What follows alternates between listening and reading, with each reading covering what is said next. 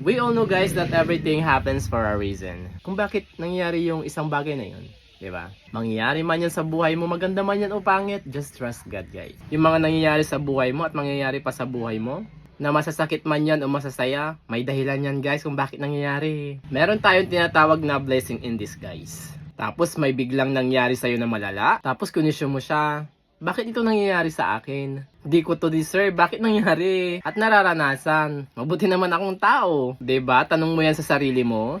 Now, ang gawin mo is just accept it. Everything na bukal sa puso mo, guys.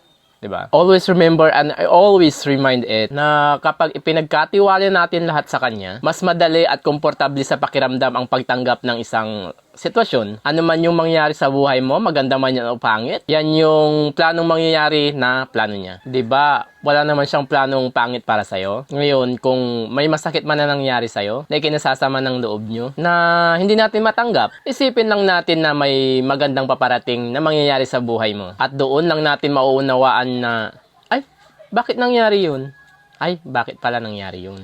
Kasi dadalhin ka sa isang bagay o sitwasyon na mas malaki yung ibibigay sa atin. Napakamaliit man yan o sobrang laki man yan na dapat may pagpasalamat na bukal. Yung tipong hiningi mo lang is 1 kilong bigas, pero yung binigay sa'yo is 1 sako, diba? Nakakatuwa, diba? Tapos pupunta ka ng isang lugar na akala mo kalapit bayan lang, pero ibang bansa pala. Kasi ganun dapat. Hindi yung pinapangunahan mo na yung mangyayari. Hindi ka na basta-basta mauuga. Nakakalungkot talaga, di ba? Pero kapag nagtiwala ka kasi sa Kanya, na lahat na nangyayari sa buhay mo, na plano niyang lahat yung nangyayaring ito, guys. Kaya mga kapatid, kung nanonood ka man nito, magtiwala ka lang.